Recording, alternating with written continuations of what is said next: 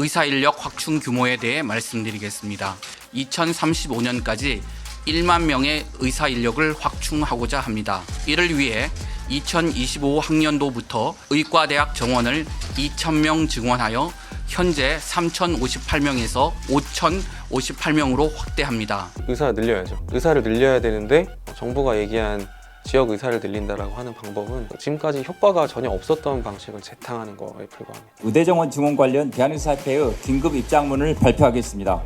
일방적인 정책만을 발표하는 정부의 태도에 깊은 유감을 표하며 이에 따라서 즉각적인 총파업 절차에 돌입할 것입니다. 의대 정원 문제를 의사협회가 반대하는 나라도 없고요. 그걸 의사협회에서 허가받고 하는 나라도 없습니다. 그걸 왜 의사협회랑 합의를 꼭 봐야 되는가? 인류 역사상 초유의 사태가 아닌가 싶고.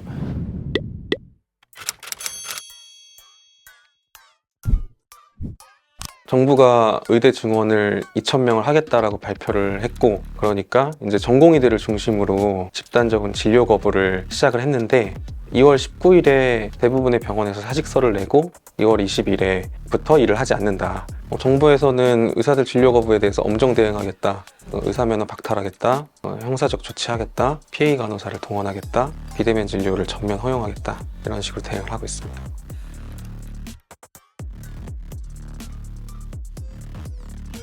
최근에 언론에 많이 나오다시피 구급차가 여러 군데 병원에 연락을 했지만 받아주겠다고 하는 응급실이 없어서 사망하는 사례들이 서울 한복판에서도 있다는 게 알려지고 있고요. 그리고 우리나라 최대 병원인 2,700병상이나 되는 서울 아산병원에서도 간호사가 일하다가 뇌졸중으로 쓰러졌는데 뇌수술을 집도할 의사가 없어서 간호사가 사망을 했죠.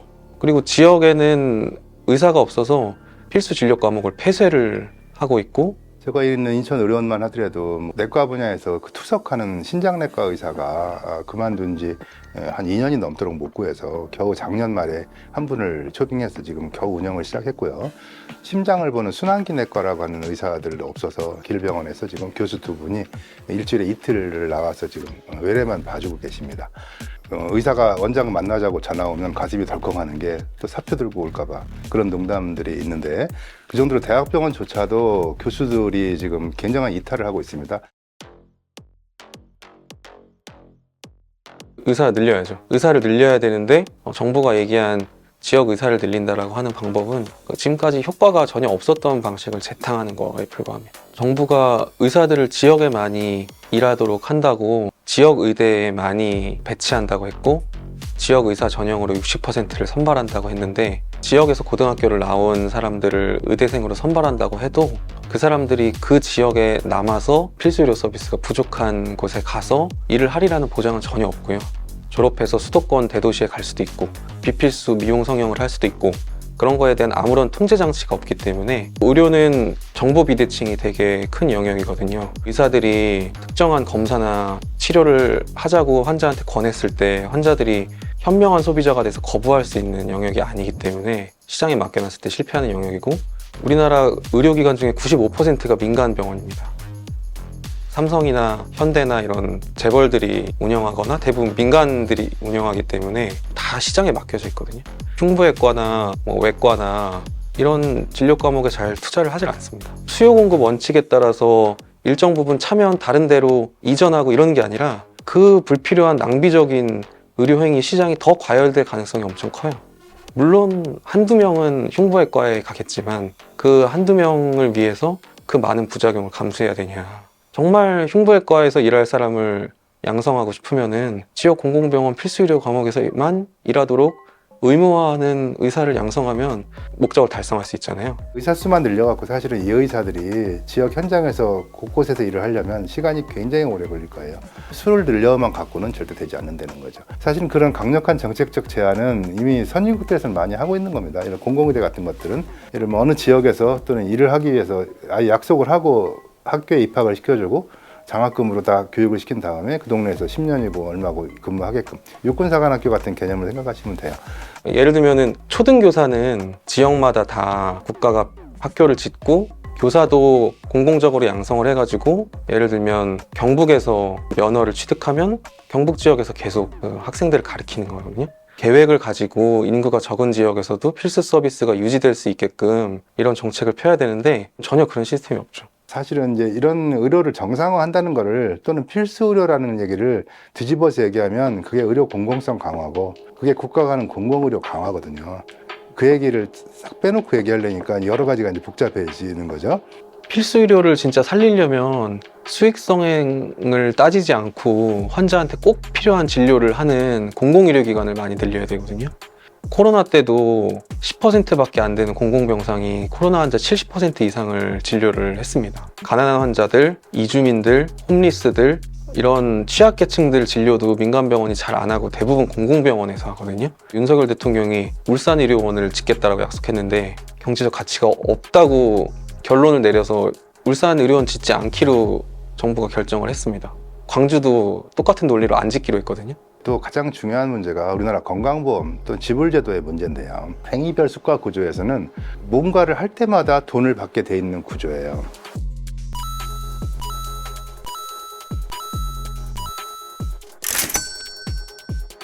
당연히 많은 행위를 하려고 들 수밖에 없겠죠.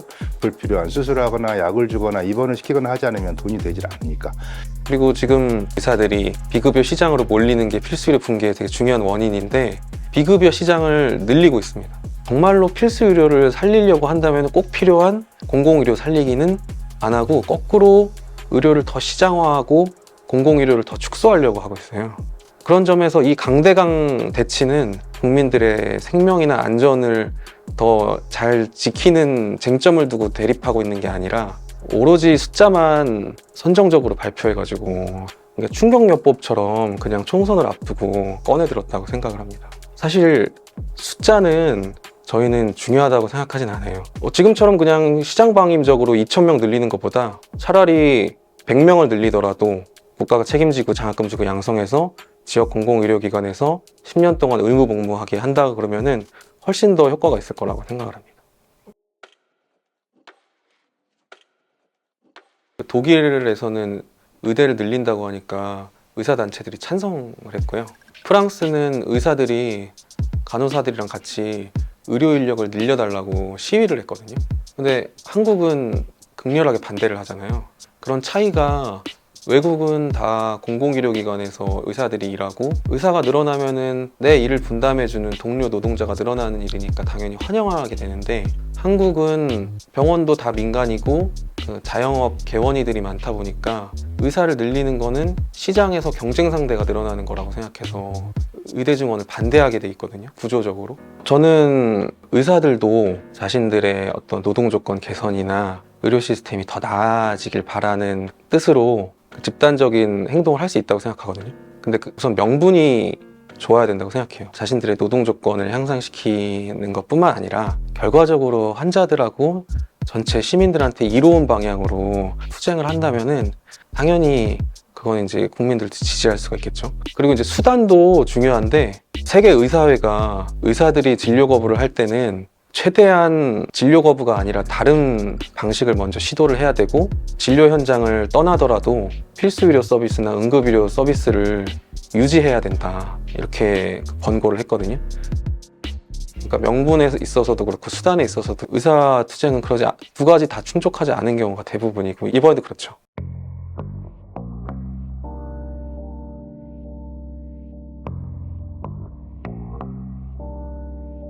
한국은 인구 1000명당 의사 수가 있고 OECD에서 두 번째로 의사 수가 적습니다. 한의사 포함이고요. 의대 졸업자 수도 인구 10만 명당 의대 졸업자 수가 2020년에 7.2명이고요. 이대로 가면 격차가 더 벌어지게 돼 있습니다. 의사 수는 부족한 겁니다. 예. 하지만 의사 증가율이 높다.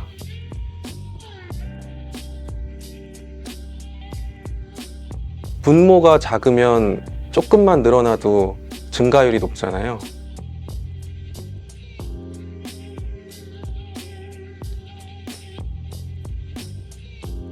출생률이 줄으니까 수요도 줄 거고 네.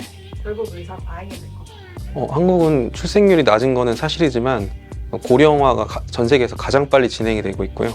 의사 수요가 오히려 엄청나게 늘어날 겁니다. 또 세부 전문 과목이 굉장히 많이 늘어났어요. 예를 들어 뭐 위암 수술, 췌장암 수술은 뭐 굉장히 많이 해봤는데 맹장 수술이나 치질 수술을 못하는 전문성은 고양됐지만 너무 전문화가 되다 보니 과거에는 의사 한 명이 하던 일을 이제는 최소한 서너 명이 있어야 그 일을 할 수가 있는 구조가 된 거죠. 그게 나쁜 건 아니죠. 그 의사 수가 그만큼 더 필요한 상황이 됐다는 걸 말씀드리는 겁니다. 의료 접근성 좋다. 안 부족하다. 의사들이 의료 접근권이 세계 최고라고 얘기하는 것을 하면서 주로 많이 제시하는 통계가 한국의 외래 진료 횟수가 가장 많다. 실제로 2020년 기준으로 한국의 그 외래 진료 횟수는 14.7회였고요. OECD 평균이 5.9회니까 엄청나게 차이가 많이 나고. 근데 이 통계를 발표한 OECD에서 해석도 달아놨는데 그 외래 진료 횟수가 많은 거를 의료의 질과 연결시키면 안 된다. 한국은 행위별 수가제라서 의사들이 그 의료 행위를 늘리면 늘릴수록 수익을 창출할 수가 있기 때문에 발생하는 문제다. 그리고 전체 시군구 중에서 32개는 응급의료기관이 아예 없을 정도로 필수 의료 부분은 접근성이 엄청나게 많이 떨어져 있는데 지역의 경우는 그 중증 질환들 골든타임 내 진료 비율이 절반도 안 돼요. 우리나라 250개 지자체 중에서 99개가 응급의료 취약지거든요. 전라남도, 경상북도, 인천광역시가 3대 의료 취약지구로 이게 분류가 됐는데 전남이나 인천은 특징이 뭐냐면 섬이 또 많지 않습니까? 서해 5도 같은데 백령병원 말고는 병원이 있는 데가 없고요. 지금 저희가 백령도에 있는 병원을 운영하고 있는데 실제로 내과나 외과나 이런 필수 분야의 의사들은 없습니다. 의료 접근권이 높다라고 하는 거는 이런 현실을 전혀 반영하지 못하는 이야기라고 할 수가 있습니다.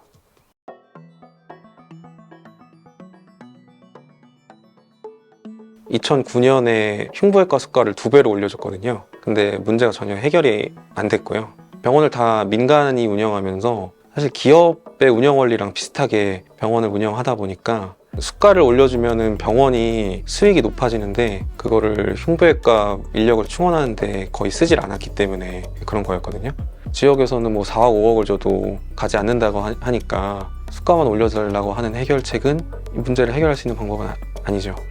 5배, 10배를 높여주면 효과가 있을 수도 있을 것 같아요. 근데 그렇게 피부 미용 성형하는 것만큼 보상을 해주는 게 옳으냐라고 한다면은 그 단가만큼 건강보험 수가를 올려주려면은 의료비가 너무 많이 오르는 결과일 거거든요. 그리고 이제 하나 더 얘기하고 싶은 게 있는데 의사들이 저수가라고 얘기하면서 수가가 원가에 못 미친다라고 얘기를 하는데요. 그 원가에는 의사들의 수입이 포함이 됩니다. 우리나라 의사 수입은 그 노동자 평균 임금의 못해도 5-6배 정도인데 의사 수입을 포함한 원가가 낮다라고 얘기하는 거는 주관적인 이야기인 거죠.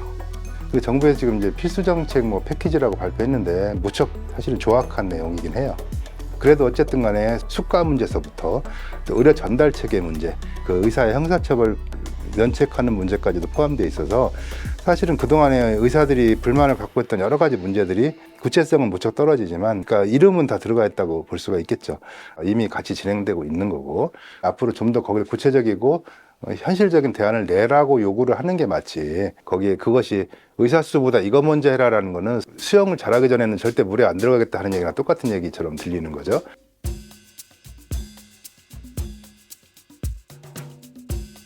해야 되면은 하는 거죠. 영원히 그럼 이 상태가 지속되기를 원하는 건 아닐 텐데 의학교육 인프라가 없는 이유가 뭐겠습니까? 예를 들면 기초의학 교수가 없다라는 주장에 대해서는 전부 다 돈벌이가 잘 되는 임상의학 쪽으로 간 거잖아요. 그럴 때는 정부에서 기초의학 교수들의 처우를 개선하라고 요구를 해야죠. 그래서 저는 오히려 대학이 오히려 질적으로 굉장히 업그레이드 될 수 있는 좋은 계기라고 봐서 제가 아는 교수님들께는 그렇게 얘기합니다. 아니 당신네 총장이 의과대학을 학생을 이렇게 늘려도 된다고 했잖아. 그러면은 돈 달라고 하시라고. 인원도 늘리고 강의실도 좋게 만들어주고 그거 얼마나 좋냐. 이걸 왜 반대하십니까?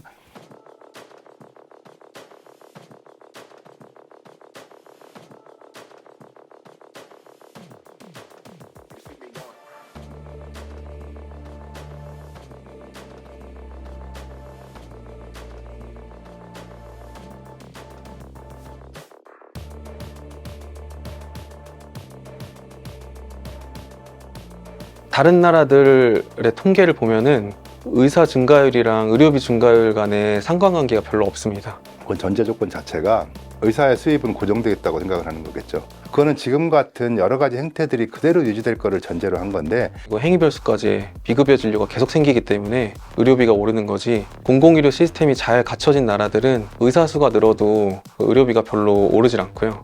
의사들이 수가 인상을 계속 요구하는데 수가 인상이야말로 의료비를 엄청나게 높이는 정책이거든요. 완전히 모순되는 주장이고요.